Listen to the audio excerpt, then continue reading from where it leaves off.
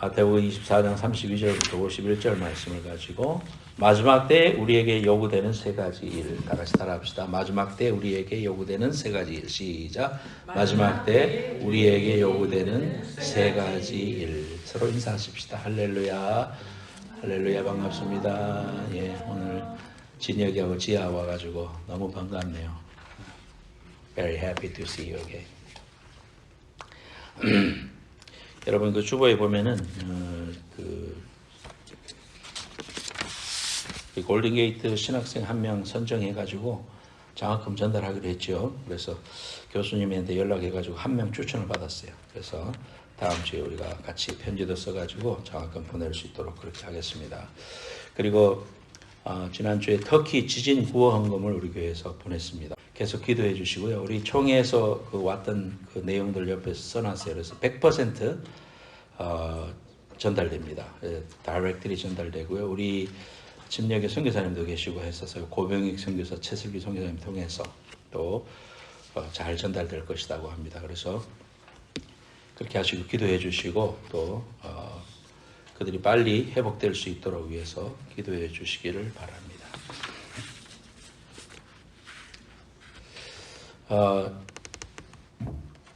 부흥회 때 어떤 목사님이 교인들한테 재림에 대해서 설교를 했대요. 그래서 주님이 다시 오실 것을 믿습니까? 그렇게 말해서 사람들이 다 아멘 했습니다. 아멘. 주님이 분명히 다시 오실 것을 믿습니까? 지금 와도 좋습니까? 예 했는데 정말로 여러분 오늘 지금 이 시간에 그러면 당장 오셔도 좋겠습니까? 했더니 사람들이 몇 명이 좀 어리둥절하고 좀 이렇게 안타까워하는 모습이 있더래요.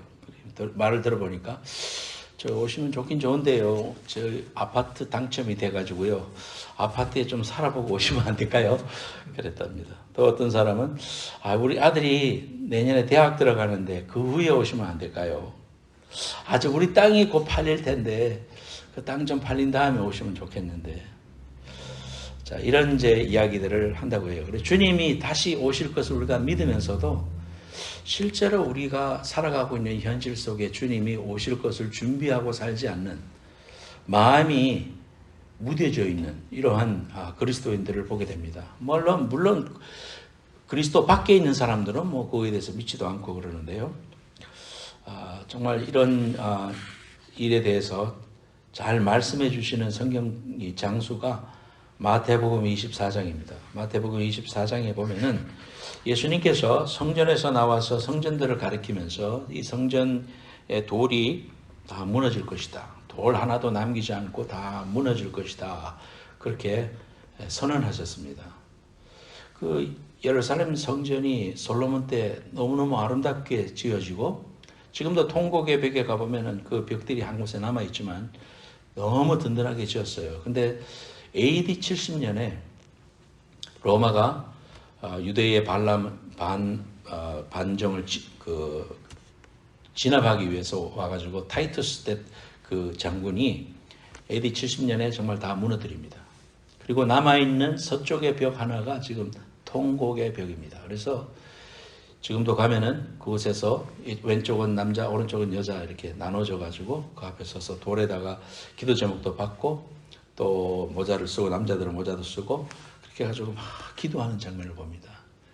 기도하는 건 자기의 소원도 아뢰는 것도 있지만 우리가 이 성전을 잃어버리고 하나님이 임재하시고 이 성전에서 우리에게 축복해 주셨던 이 성전이 무너진 거에 대한 애통함 그것 때문에 운다. 그래서 통곡의 벽이다 그럽니다. 그래서 AD 70년에 이 성경의 내용이 그대로 다 응해졌습니다. 그러나 우리 주님께서 이 말씀을 하시면서 마지막 때에 일어날 일도 포함해서 말씀하셨습니다. 아주 자세하게 말씀해 주셨습니다. 그래서 예수님께서 3절에 감람산 위에 앉으셨을 때에 제자들이 조용히 와서 이르되 우리에게 이르소서 어느 때 이런 일이 있겠습니까? 물었습니다.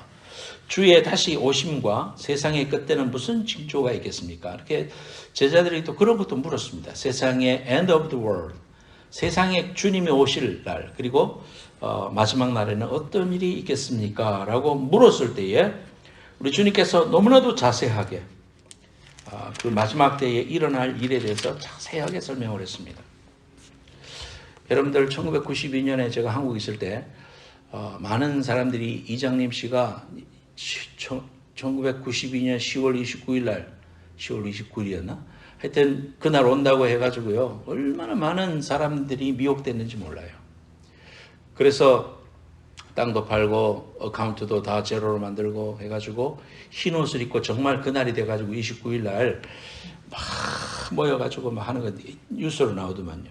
그래서 막 그러면서 이제 자정이 가까우니까 막 하면서 29일 날 되면 올라간다고 그렇게 하는 모습을 보면서 주님의 오심과 또 휴거는 맞지만 도리어 그러한 날짜를 정하고 잘못된 그런 그 미래관을 가졌던 사람들 때문에 그리스도인들마저도 그렇게 하는 것은 잘못된 것이다 라고 생각하는 생각이 한국 교회에 퍼졌습니다. 결국은 그 사람들은 실망을 하고 돌아간 사람도 있지만 또 다른 이단으로 갔던 그런 이제 수많은 사람들이 생각이 납니다.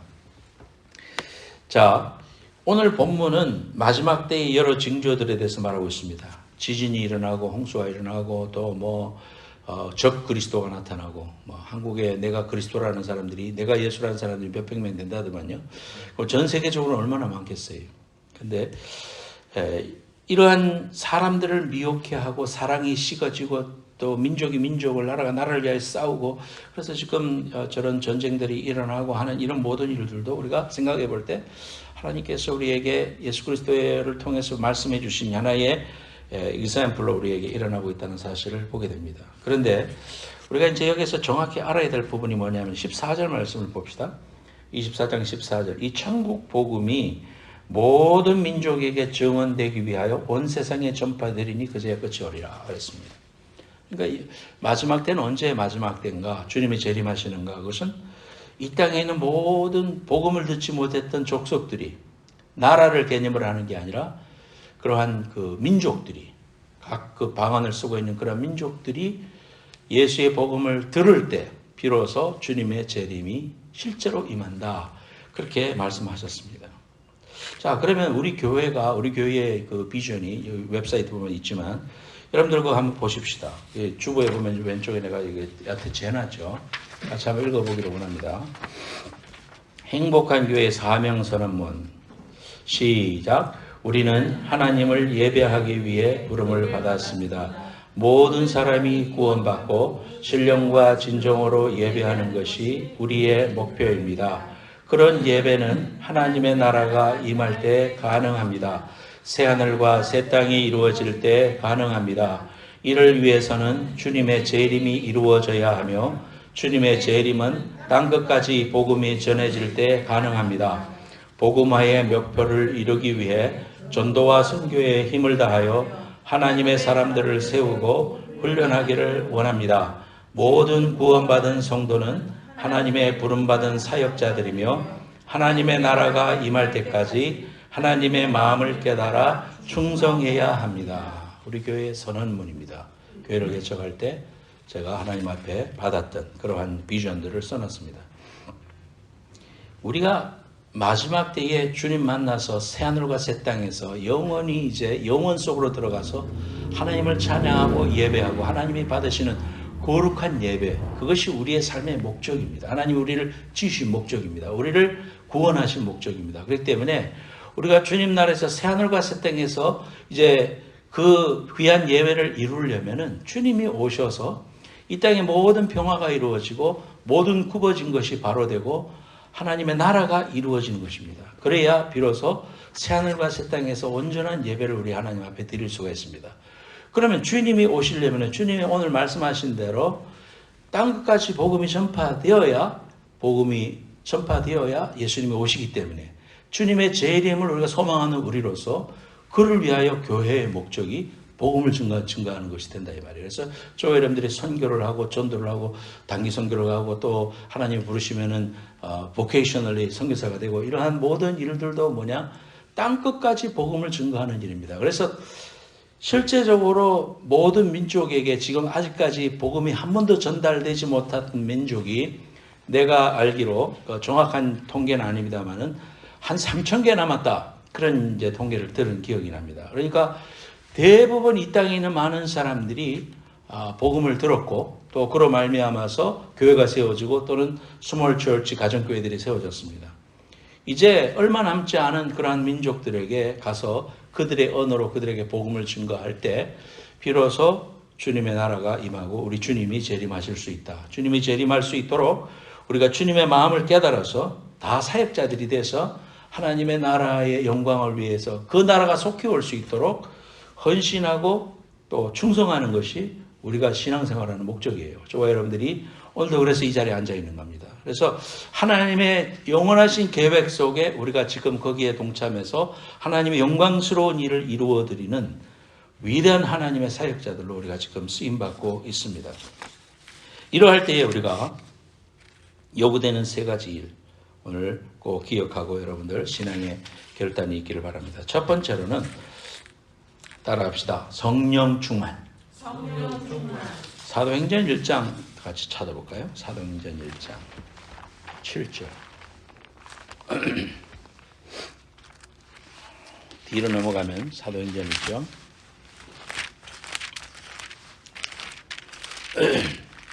Book of Acts, chapter 1.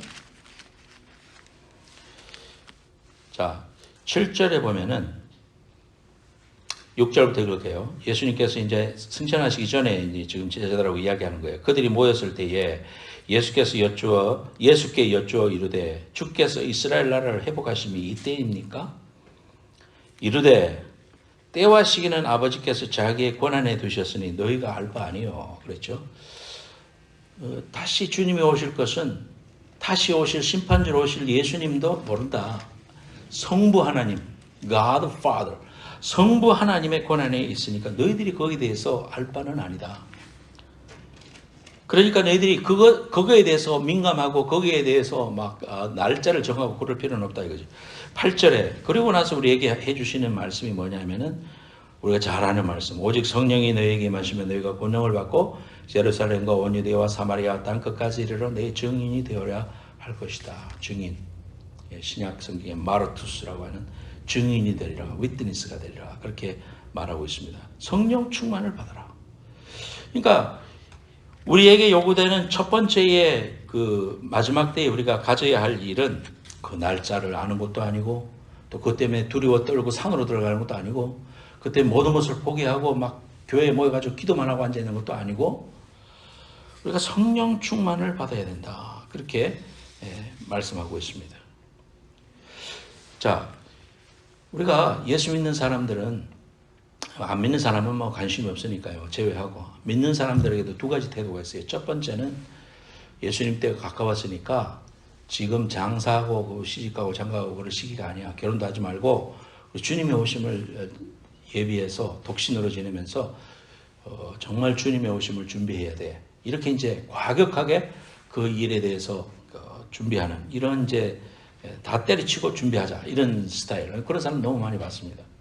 두 번째로는 오시는 건 알겠는데 2000년 전에도 그렇게 말씀하셨고 우리 어머니 시대에도 그렇게 말씀하셨고 지금도 말세라고 하는데 오긴 오는데 뭐 언젠가 오겠지. 이렇게 마음을 풀어 헤쳐서 거기에 대해서 실제적인 준비를 하지 않는 사람 이런 사람들이 있겠죠. 근데 오늘 말씀을 통해 가지고 날짜나 그 시간에 대해서 막 집착하고 그것 때문에 두려워 떨거나 그런 게 아니라 우리의 맡은 사명을 충실하게 감당하되 준비하는 삶을 살아라. 그 일을 위해서 성령 충만해라. 그렇게 이야기하고 있습니다. 주님의 재림을 준비하면서 왜 주님의 재림을 준비하려면 복음을 전해야 된다고 내가 말씀드렸잖아요. 복음이 끝까지 전파될 때 주님이 오시니까 그 나라를 위해서 우리가 물론 주님이 주신 불쌍한 영혼들을 바라볼 때 하나님의 심정을 가지게 되니까 막 안타까워서 구원시키고 그런 거 있잖아요. 터키에서도 사람들이 죽어가지고 갇혀있는데 건물에 갇혀있는데 뭐 한 이틀 3일 후에 그 아이 하나가 구조돼가지고 나올 때 얼마나 기뻐했습니까? 보고 있는 뉴스를 보고 있는 우리까지도 막 박수를 치면서 막 너무너무 감동했잖아요. 그 자리에서 구조했던 사람들은 몇 날 며칠 잠을 못 자도 그 사실 하나가 막 기쁨을 줬잖아요. 생명이 소중한 거예요. 한 생명의 가치라는 것은 하나님이 말씀하실 때 천하보아도 바꿀 수 없다 그랬잖아요. 그러니까 한 생명이 구원받고 하나님의 자녀가 되는 것보다 더 큰 관심은 하나님께 없어요. 하나님 우리 사랑하시니까요. 우리를 그렇게 구원을 먼저 해주셨으니까 우리가 복음을 증거하는 거예요. 그러나 궁극적으로는 주님의 재림을 준비하는 거예요. 그래서 우리 주님께서 오늘 말씀을 하면서 다시 오늘 본문으로 돌아와서 마태복음 24장에 오면은 비유를 알려주십니다. 무화과 나무의 비유에 대해서 말씀해 주십니다. 그래서 이러한 일들이 있을 때 너희들이 기억해야 된다. 32절 오늘 읽었던 말씀 32절에 보면 무화과 나무의 비유를 배우라. 그러니까 저 종말을 이야기하면서 무화과 나무를 비유를 들어서 설명하셨습니다. 주님은 잘 스토리텔러예요. 정말 스토리를 너무 잘 말씀해 주시고 비유를 들면서 우리에게 알기 쉽게 말씀해 주셨습니다. 무화과 나무가 이파리가 피고 또 그 가지가 연화해지고 새로 나고 이러면은 아 여름이 가까웠구나. 열매를 맺을 때가 돼가는구나. 이렇게 우리가 아는 것처럼 33절 이와 같이 너희도 이 모든 일을 보거든. 이 모든 일이라는 걸 앞에 설명했던 지진이 나고 전쟁이 나고 사랑이 식어지고 이런 미혹해하는 일 이러한 일들을 보면 인자가 가까이 곧 문 앞에 이른 줄을 알아라. 그렇게 설명하고 있습니다. 하나님의 말씀은 결코 없어지지 않죠. 36절 말씀에 천지는 없어질지언정 내 말은 없어지지 아니하리라. 그래서 우리가 신앙생활하면서 왜 말씀을 강조하느냐 하면은 하나님의 말씀은 구약과 신약, Old Testament, 그 다음에 New Testament 다 언약이잖아요. promise입니다. 그래서 그 말씀 그대로 믿으면 그대로 이루어지는 거. 하나님 우리에게 이러한 믿음을 주시고 말씀을 쫓아서 살 수 있도록 해주신 건 우리에게 얼마나 큰 축복인지 몰라요. 이 성경 66권 여러분 신학을 공부해 보면요. 신약 66권이 정경, 캐논이라고 그럽니다. 그 캐논이 되기까지 정말 하나님께서 이러한 것들을 쭉 인도해 주신 그런 과정들을 생각해 보면은 이건 사람이 했던 게 아니다. 사람이 집대성한 게 아니고 사람이 쓴 게 아니다.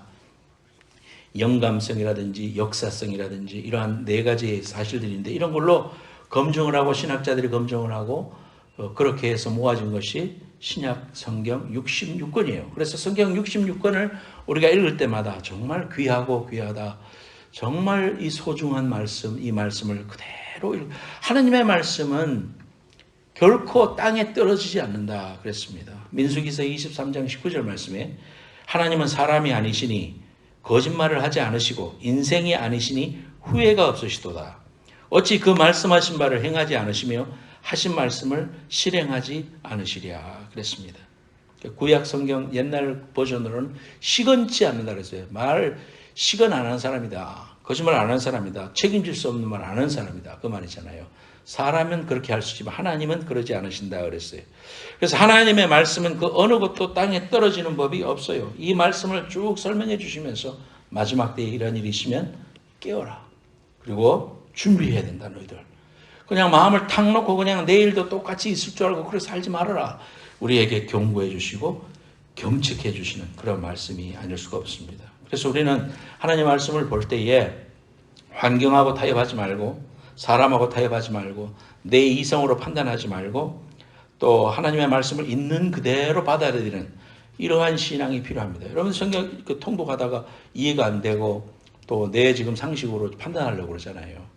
나는 이해가 안 되지만 성경을 많이 공부한 사람들은 이해할 수 있잖아요.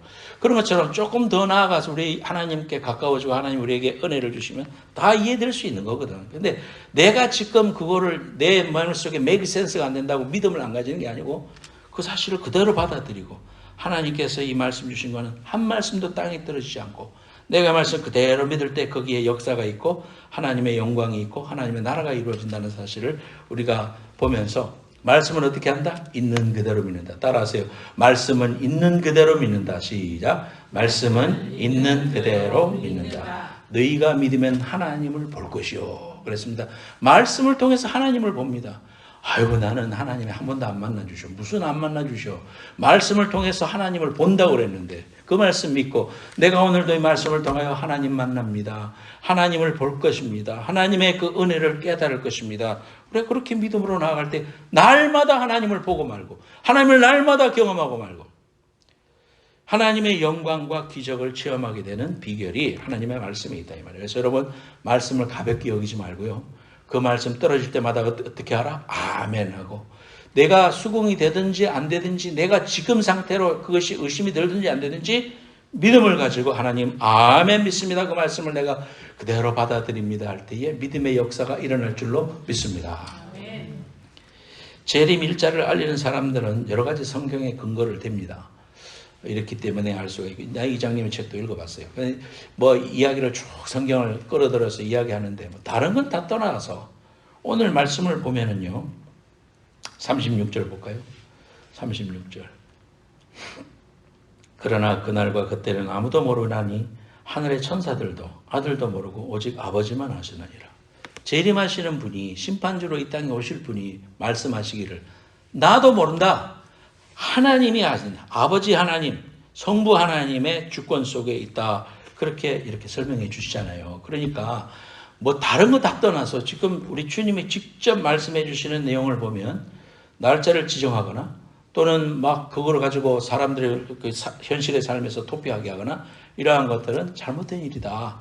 비성경적인 일이라는 우리가 알아야 됩니다. 이런 말씀을 하나를 가지고 우리가 판단할 수 있는데 이단에 빠지고 산속에 들어가고 또 뭐 그렇게 하는 사람들은 왜 그러냐 하면은 자기가 믿고 싶은 걸 믿으려고 해서 그런 거예요. 하나님의 말씀을 객관적으로 받아들이고 내 삶을 고쳐야 되는데 이단들의 특징은 뭐냐면 내가 믿는 바를 그냥 그대로 믿고 싶은 거예요.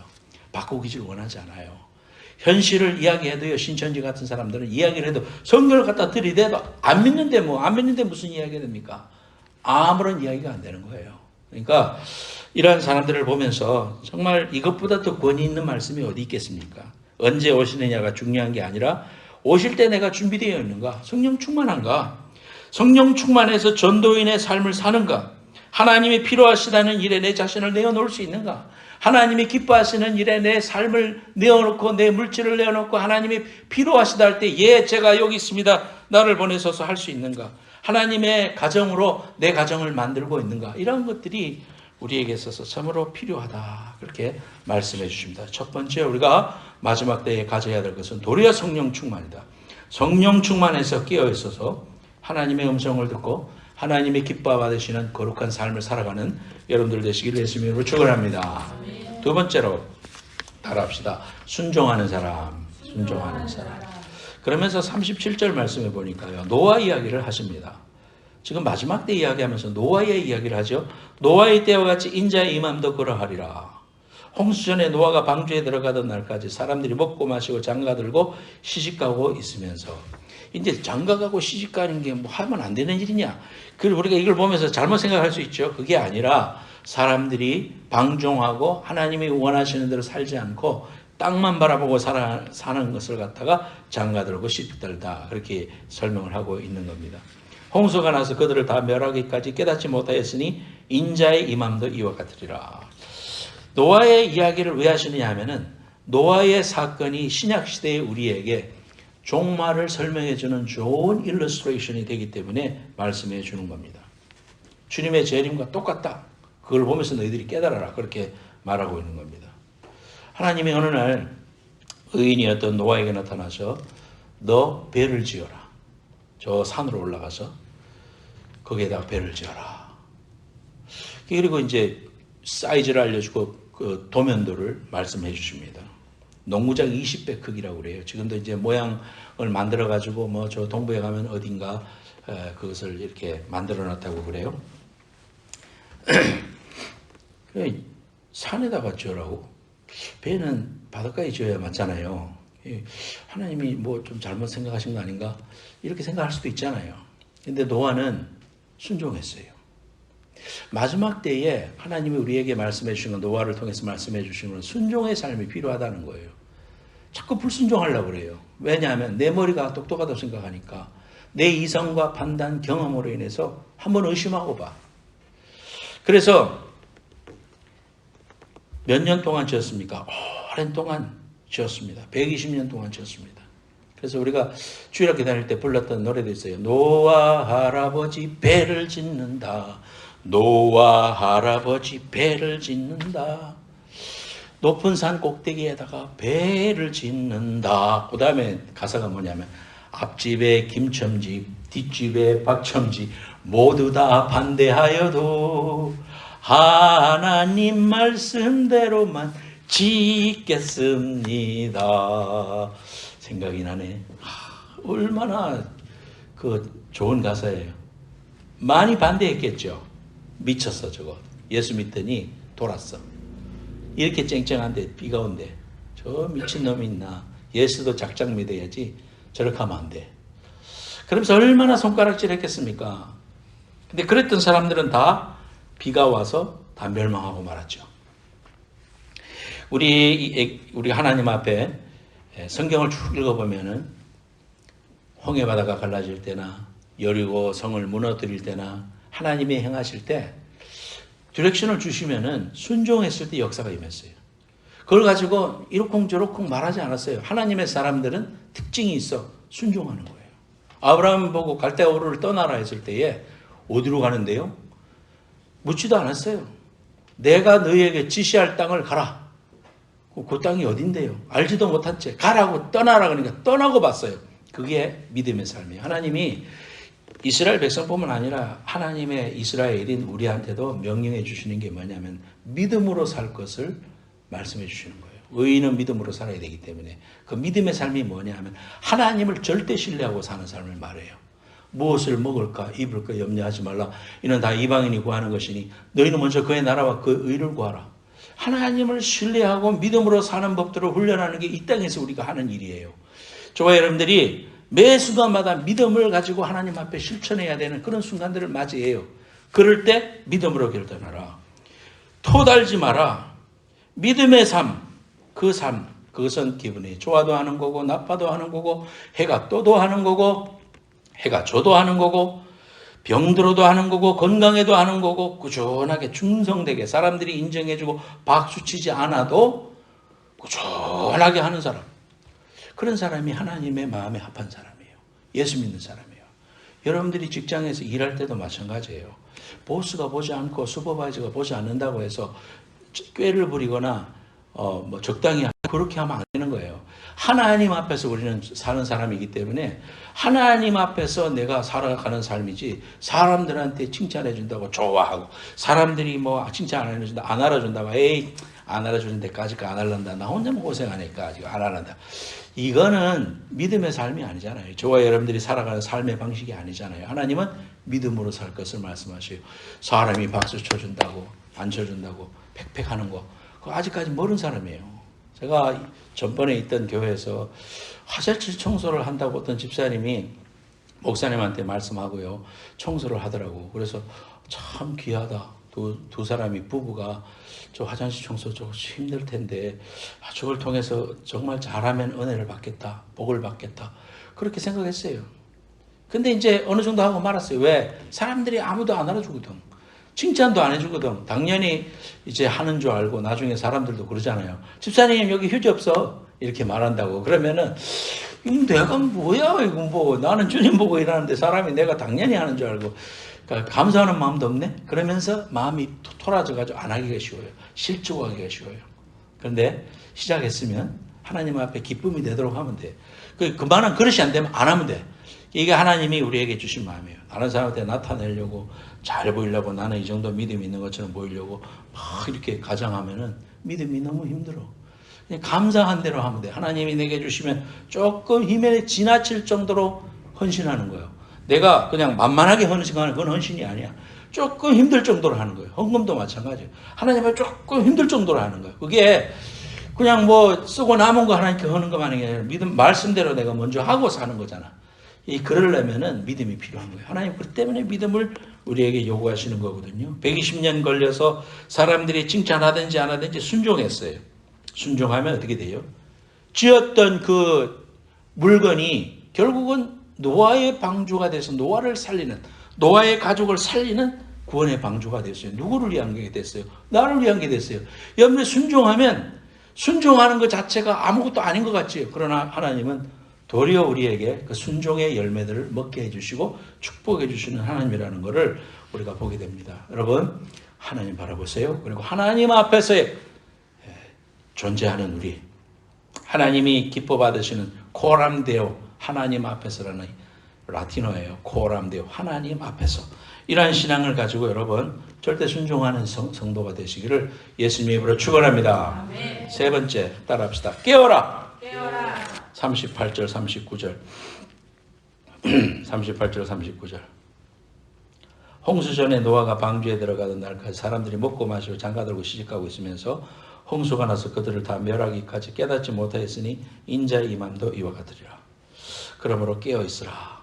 그렇게 말하죠. 42절에도 깨어있으라. 이렇게 말합니다. 또 준비하지 않을 때에 또 43절에도 깨어있으라고 말했고요. 생각지 않은 때에 인자가 올 것이다. 그랬습니다. 그래서 우리가 깨어있는 것 필요합니다. 여호와의 증인들이 제가 한국에 있을 때 책자를 가지고 와서 전도했어요. 깨어라 파수대 하면서요. 그래서 사람들에게 전도하면서 그런 일을 했습니다. 생각이 납니다. 근데 정작 깨어 있어야 할 사람은 우리거든요. 이단들이 아니야. 우리가 정작 깨어 있어야 되는데 마음이 무뎌져 가지고 주님이 안 오실 것처럼 그렇게 살면 안 된다 이 말이에요.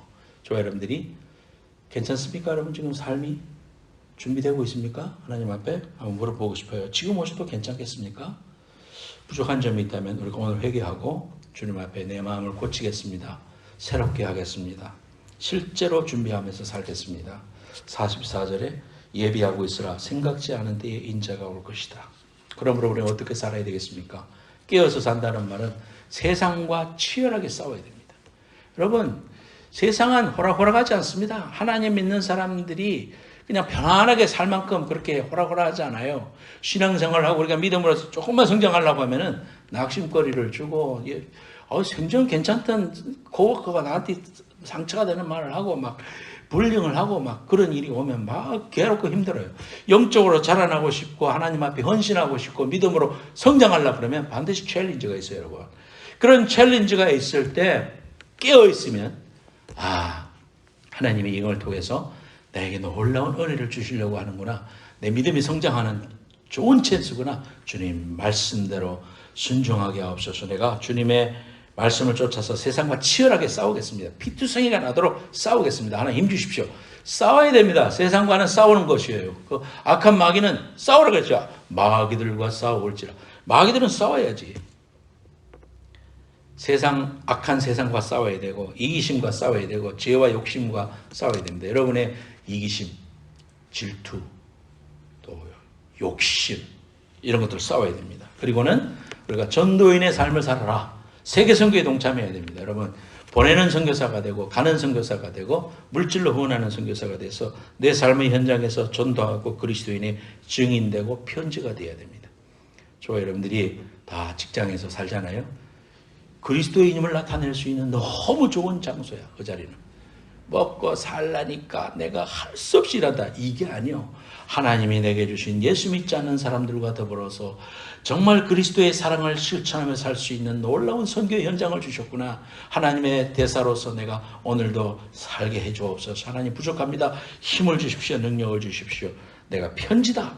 이런 마음으로 살 때 우리 주님께서 말씀하십니다. 45절에 충성되고 지혜 있는 종이다. 이렇게 말씀해 주실 겁니다. 사랑하는 여러분, 이 마지막 때에 우리가 꼭 살아야 될 거 성령 충만하고 또 깨어있고 또 하나님 앞에 우리의 삶을 잘 순종하는 이런 성도들이 되셔서 주님의 재림을 준비하는 그런 성도들 되시기를 예수님으로 축원합니다. 찬송하겠습니다. 주님 다시 오실